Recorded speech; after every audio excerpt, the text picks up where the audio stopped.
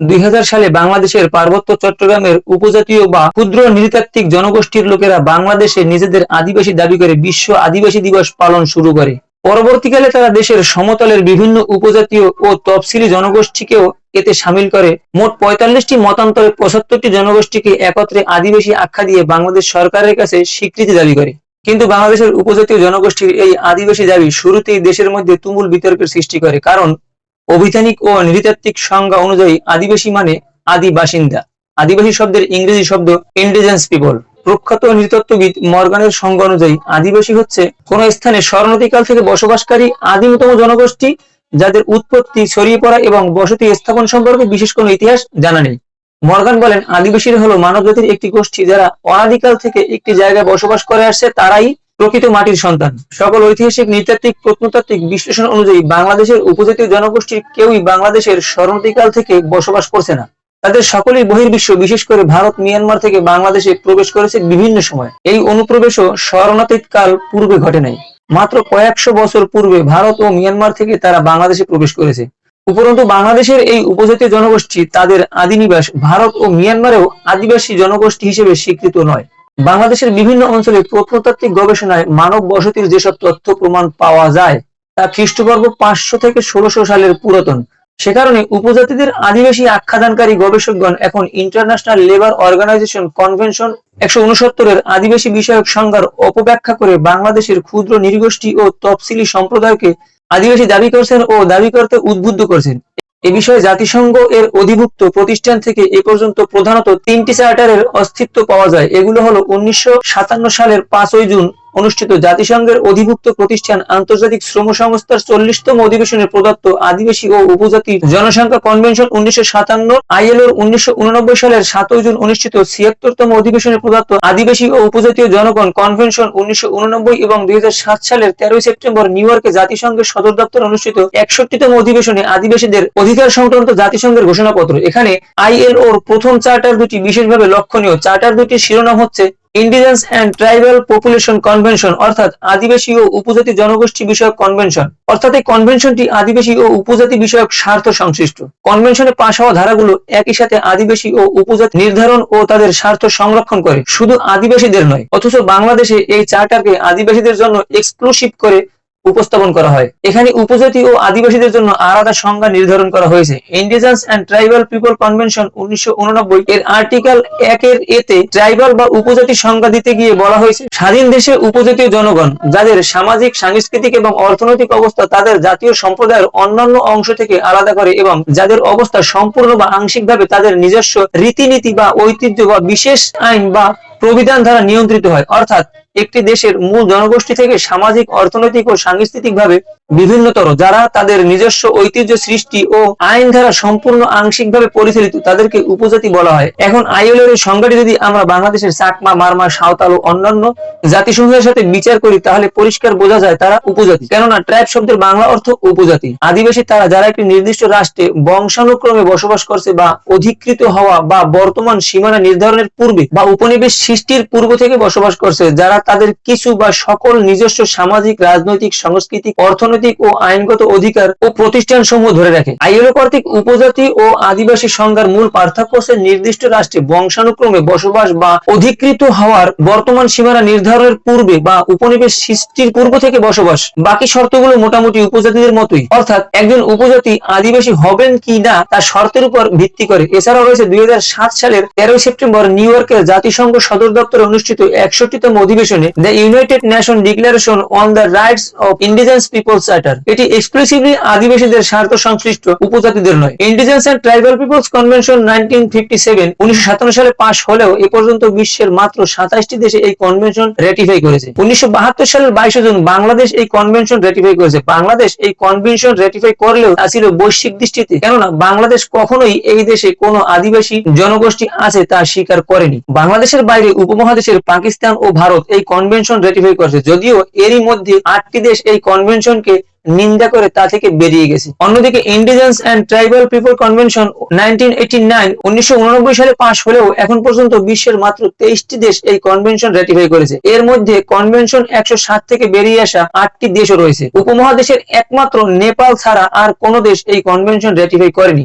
বাংলাদেশের মতো উপমহাদেশীয় রাষ্ট্র ভারত ও Pakistan indigenous and tribal population convention 1957 ratify করলেও কনভেনশন 169 রেটিফাই করেননি। কনভেনশন 169 অবশ্য 107 এর মডিফিকেশন, তবুও তা আলাদা করে রেটিফিকেশন করার প্রয়োজনীয়তা রয়েছে, কেননা কনভেনশন 169 পাস হওয়ার পর কনভেনশন 107 এর গুরুত্ব হারিয়েছে। একটি আন্তর্জাতিক চার্টার কোন দেশ রেটিফাই না করলে তা তার জন্য প্রযোজ্য নয়। এখানে একটি বিষয় উল্লেখ্য যে ILO কনভেনশন 107 ও 169 যে দেশগুলো রেটিফাই করেছে তাদের বেশিরভাগই আফ্রিকান ও দক্ষিণ আমেরিকান দেশ, যাদের প্রধান বা অন্যতম প্রধান জনগোষ্ঠীগুলো আদিবাসী হিসেবে স্বীকৃত। 2007 সালের 13 সেপ্টেম্বর জাতিসংঘের 61তম অধিবেশনে আদিবাসী বিষয়ক ঘোষণাপত্র উপস্থাপন করালে 143টি দেশ প্রস্তাবের পক্ষে, 4টি দেশ বিপক্ষে, 11টি দেশ ভোট দান থেকে বিরত থাকে এবং 34টি দেশ অনুপস্থিত থাকে। ভোটদানে বিরত থাকা দেশগুলোর মধ্যে বাংলাদেশ অন্যতম। বিরুদ্ধে ভোট দেওয়া দেশগুলো হচ্ছে অস্ট্রেলিয়া, কানাডা, নিউজিল্যান্ড ও যুক্তরাষ্ট্র। বিস্ময়কর ব্যাপার হলো বাংলাদেশে আদিবাসীদের অধিকার রক্ষায় খুব সোচ্চার ও পৃষ্ঠপোষক দেশগুলোর বেশিরভাগই কিন্তু নিজ দেশের জন্য ILO কনভেনশন 107, 169 ও জাতিসংঘের আদিবাসী বিষয়ক চার্টারের সিগনেটারি বা ভোটদানকারী নয়। এ থেকেই নিজ দেশের আদিবাসীদের জন্য তাদের নিজেদের অবস্থান এবং অন্য দেশের আদিবাসীদের জন্য কুম্ভীরাশ্রু বর্ষণের মতলব পরিষ্কারভাবে বোঝা যায়। উল্লেখিত 4টি দেশ শুধু UN চার্টারের বিপক্ষে ভোট দিয়েছে তাই নয়, বরং অধিবেশনে তাদের প্রতিনিধিরা এই চার্টারের প্রবল সমালোচনা করে বক্তব্য দিয়েছে। এখন বিবেচনা করা যাক বাংলাদেশের উপজাতীয় জনগোষ্ঠী সমূহ বাংলাদেশের বর্তমান ভূখণ্ড অধিকৃত হওয়ার পূর্ব থেকে বা প্রি কলোনিয়াল কিনা। তবে আলোচনার পূর্বে একটি বিষয় নির্ধারণ করা জরুরি যে বিবেচনাটি কি সম্পূর্ণ বাংলাদেশের ভূখণ্ডের উপর হবে না বাংলাদেশের বিভিন্ন অঞ্চল ভিত্তিক হবে। কারণ অঞ্চল ভিত্তিক হলে সেন্ট মার্টিন দ্বীপে যিনি প্রথম বসতি স্থাপন করেছেন তিনিও বাংলাদেশের আদিবাসী, এবং আগামীতে যদি বাংলাদেশের ভূখণ্ডে নতুন কোনো দ্বীপ সৃষ্টি হয় আর সেই দ্বীপে যারা বা যিনি নতুন বসতি গড়বেন তিনিও হবেন আদিবাসী। বর্তমান সরকার নতুন সৃষ্ট ভাষান্তরে রোহিঙ্গাদের পুনর্বাসন করার চেষ্টা করেছে, সেটা যদি সফল হয় তাহলে রোহিঙ্গাদের কি বাংলাদেশের আদিবাসী বলা হবে? একইভাবে ঢাকার আদিবাসিন্দা যারা তারাও বাংলাদেশের আদিবাসী, এবং যে সকল উপজাতি ঢাকায় নানান ভাবে সেটেল করেছেন তারা সেটেলার। আর যদি সমগ্র বাংলাদেশ ভূখণ্ড ধরা হয় তবে বাংলাদেশের প্রথম উপনিবেশকারী হচ্ছে আর্য জাতি। আর্যরা উত্তরবঙ্গ দিয়ে বাংলাদেশ ভূখণ্ডে প্রবেশ করেছে, তখন বাংলাদেশ ভূখণ্ডে চাকমা, মারমা, গারো, হাজং, সাঁওতাল কারো অস্তিত্বই ছিল না। অর্থাৎ আর্যদের আগমনের পূর্বে এখানে যে অনার্য জনগোষ্ঠী বসবাস করত তারা প্রি কলোনিয়াল। আর্যদের আগমনের পূর্বে এখানকার অনার্য বাসিন্দারা প্রাকৃত ধর্মে বিশ্বাসী ছিল। আর্যদের প্রভাবে তারা সনাতন ধর্ম গ্রহণ করে। পরবর্তীতে হিন্দু রাজাদের দখল থেকে বাংলা বৌদ্ধ রাজাদের দখলে চলে যায়। বাংলাদেশে বৌদ্ধদের ইতিহাস সমৃদ্ধির ও গৌরবের ইতিহাস। বাংলা সাহিত্যের আদি কিতাব চর্যাপদ তার উৎকৃষ্ট প্রমাণ। বাংলায় বৌদ্ধদের ইতিহাস আর চাকমাদের ইতিহাস এক নয়। অর্থাৎ বাংলাদেশের প্রিকলোনিয়াল জনগোষ্ঠী হচ্ছে নানা বিবর্তনের মধ্য দিয়ে উঠে আসা এখানকার মূল জনস্রোত বাঙালি জনগোষ্ঠী। বাংলাদেশের সাধারণ মানুষ থেকে শুরু করে বাংলাদেশের অনেক মানুষের মুখে শোনা যায় তাদেরকে উপজাতি বললে তারা যদি অপমানিত বোধ করে, হেয় বোধ করে, এবং আদিবাসী বললে যদি তারা খুশি হয় তাহলে তা বলতে দোষ কোথায়? ইতিহাসে যাই থাক বা না থাক, শতকরা 98% একক বাঙালি জনগোষ্ঠীর দেশে আমরা আমাদের দেশের মুষ্টিময় উপজাতীয় জনগোষ্ঠীর প্রতি এইটুকু উদারতা কি দেখাতে পারি না? প্রশ্নটি অবশ্যই বিবেচনার দাবি রাখে। কিন্তু ঝামেলা বাঁধিয়েছে জাতিসংঘের আদিবাসী বিষয়ক ঘোষণাপত্র। এই ঘোষণাপত্রে সর্বমোট 46টি অনুচ্ছেদ রয়েছে। এসব অনুচ্ছেদের বেশ কয়েকটি ধারা বাংলাদেশের সার্বভৌমত্ব, অখণ্ডতা, অস্তিত্ব, কর্তৃত্ব, সংবিধান ও আত্মপরিচয়ের সাথে সরাসরি সাংঘর্ষিক। একথা নিশ্চিত করে বলা যায় যে সব ব্যক্তিবর্গ খুব সরলভাবে অসচেতন উদারতায় উপজাতিদের আদিবাসী বলতে ইচ্ছুক বা আগ্রহী তাদের অনেকেই হয়তো এই ঘোষণাপত্র পড়ে দেখেননি অথবা তার মর্মার্থ অনুধাবনে ব্যর্থ হয়েছে। অবশ্য মতলববাজদের কথা আলাদা। এবার আসেন আদিবাসী হলে তাদের লাভ কি। বাংলাদেশের উপজাতীয় জনগোষ্ঠী আদিবাসী স্বীকৃতি পেলে পার্বত্য চট্টগ্রাম সহ সারা দেশে নিজস্ব আইনে নিজস্ব ভূমি ব্যবস্থাপনা গড়ে তুলতে পারবে। পার্বত্য চট্টগ্রামের মুষ্টিময় চিহ্নিত উপজাতিরা দাবি করছে ঐতিহ্য ও প্রথাগত অধিকার বলে পার্বত্য চট্টগ্রামের সকল ভূমির মালিক তারা। একই অধিকার বলে সমতলের উপজাতীয় অধ্যুষিত এলাকার সকল ভূমির মালিকানা সেখানকার উপজাতীয়রা দাবি করবে। সেখানে যেসব ভূমি সরকারি ও ব্যক্তিগত মালিকানায় রয়েছে তা ফেরত দিতে হবে বা তার উপযুক্ত ক্ষতিপূরণ দিতে হবে। এমনকি উপজাতীয়রা রাজি না হলে সমতল থেকে সমপরিমাণ সমগুরুত্বের ভূমি ফেরত দিতে হবে। পার্বত্য চট্টগ্রাম থেকে যেহেতু ওই গোষ্ঠী সকল সামরিক স্থাপনা সরিয়ে নেওয়ার দাবি জানাচ্ছে, সে কারণে সেখান থেকে সকল সামরিক স্থাপনা সরিয়ে নিতে হবে। পার্বত্য চট্টগ্রাম ও অন্যান্য উপজাতি অধ্যুষিত এলাকায় যেসব বাঙালি বসতি স্থাপন করেছে তাদের ফিরিয়ে আনতে হবে। UNDP সহ কিছু বৈদেশিক সংস্থা ইতিমধ্যে প্রকাশ্যে এই দাবি তুলছে। ঘোষণাপত্র 36 অনুচ্ছেদটি আরো ভয়াবহ। আদিবাসী জনগোষ্ঠীর বিশেষত্ব যারা আন্তর্জাতিক সীমানা দ্বারা বিভক্ত হয়েছে তারা অন্য প্রান্তের নিজস্ব জনগোষ্ঠী তথা অন্য জনগোষ্ঠীর সঙ্গে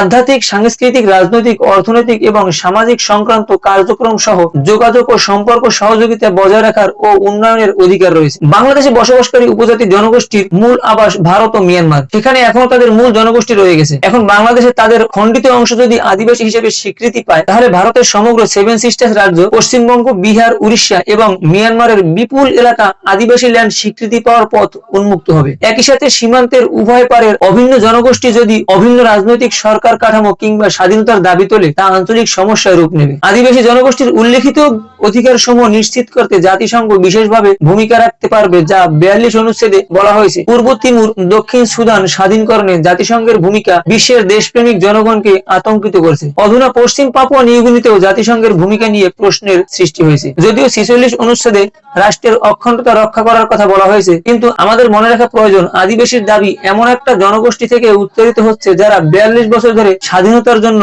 লড়াই করেছে। কৌশলগত কারণে তারা স্বায়ত্ত শাসনের কথা যতটা উচ্চকিত করে, স্বাধীনতার কথা ততটা নয়। ফলে দেশের অধিকাংশ মানুষই রাষ্ট্রবিরোধী এই ষড়যন্ত্র সম্পর্কে অবগত নয়। বাংলাদেশের রাষ্ট্র ব্যবস্থায় রহস্যময় আবরণে সযত্নে ঢেকে রেখেছেন দেশবিরোধী এই দুষ্ট ক্ষত। কিন্তু যারা সচেতন, বিশেষ করে যারা সামাজিক গণমাধ্যম ব্যবহার করেন, তারা হয়তো অনেকেই জানেন পার্বত্য চট্টগ্রামের বিচ্ছিন্নতাবাদীদের পরিচালিত প্রোফাইল গ্রুপ ও পেজগুলো কিভাবে রাষ্ট্রীয় অখণ্ডতা ও সার্বভৌমত্বের বিরুদ্ধে কি ভয়ানক প্রচারণা চালানো হচ্ছে। সেখানে স্বাধীন জুমল্যান্ড গঠনের জন্য নিজস্ব জাতীয় পতাকা, জাতীয় সঙ্গীত, মানচিত্র দিয়ে কিভাবে বাংলাদেশ বিরোধী প্রচারণা চালানো হচ্ছে। কিন্তু বর্তমানে সেই পেজগুলো বন্ধ করে রাখা হয়েছে। শুধু ফেসবুক বা সামাজিক গণমাধ্যম নয়, পাহাড়ি বিচ্ছিন্নতাবাদীদের বিভিন্ন নিউজ পোর্টাল খুললেও পার্বত্য চট্টগ্রামকে বিচ্ছিন্ন করে স্বাধীন জুমল্যান্ড গঠনের প্রচারণা চালাচ্ছে। তাদের পরিচালিত অসংখ্য সাইটের মধ্যে অন্যতম হচ্ছে cstnews.com। এই সাইটে করুণালঙ্কার ভান্তে নামের জিএসএস এর এক শীর্ষ নেতার ধারাবাহিক সাক্ষাৎকার প্রচার হয়েছিল। বৌদ্ধ ভিক্ষুর বেশধারী এই ব্যক্তি নিজেকে স্বাধীন জুমল্যান্ডের পররাষ্ট্রমন্ত্রী পরিচয় দিয়ে বিশ্বব্যাপী স্বাধীন জুমল্যান্ড প্রতিষ্ঠায় তার কর্মতৎপরতার কথা বিস্তারিতভাবে বলছেন। অডিও ভিডিওর এই সাক্ষাৎকারে ভান্তে আরো জানিয়েছেন পার্বত্য চট্টগ্রাম স্বাধীন করার মতো পর্যাপ্ত অস্ত্র তাদের কাছে রয়েছে। এখন তিনি শুধু 5 লক্ষ গোলাবারুদ সংগ্রহের চেষ্টা করছেন। এই পরিমাণ গোলাবারুদ সংগ্রহ করতে পারলে তিনি বাংলাদেশ সেনাবাহিনীকে পরাজিত করে পার্বত্য চট্টগ্রামকে আলাদা করে স্বাধীন জুমল্যান্ড প্রতিষ্ঠা করতে পারবেন। সামরিক প্রশিক্ষণপ্রাপ্ত এই ভিক্ষু সম্প্রতি বিশ্বের বিভিন্ন দেশের স্বাধীনতা অর্জনের উদাহরণ তুলে ধরে পার্বত্য চট্টগ্রামে পাহাড়ি তরুণ প্রজন্মকে তার সাথে একত্র হতে আহ্বান জানিয়েছে। এদিকে পার্বত্য চট্টগ্রামকে আলাদা খ্রিস্টান রাষ্ট্র হিসেবে প্রতিষ্ঠার ষড়যন্ত্রে লিপ্ত আন্তর্জাতিক শক্তিকে তিনি পৃষ্ঠপোষক হিসেবে পাবেন বলেও জানিয়েছেন। কাজেই বাংলাদেশের উপজাতিদের আদিবাসী স্বীকৃতি কোনো সাধারণ ব্যাপার নয়। এর সাথে জড়িত আছে রাষ্ট্রের সার্বভৌমত্ব, অখণ্ডতা, অস্তিত্ব, কর্তৃত্ব, ইতিহাস ও মর্যাদার প্রশ্ন। পরিশেষে একটা কথাই বলবো, তুমি, আমি, আমরা সবাই বাংলাদেশী। আমাদের সবার জাতীয়তা বাংলাদেশী। আমাদের সবার ন্যাশনাল আইডি কার্ড একটাই। বাংলাদেশের মানচিত্রের ভিতরে যারাই আমরা আছি, আমরা সবাই বাংলাদেশী। অতএব এখনো সময় আছে, আসুন ভেদাভেদ ভুলে আমরা সবাই বাংলাদেশী হিসেবে বাংলাদেশী পরিচয় স্বাধীনভাবে থাকার চেষ্টা করি।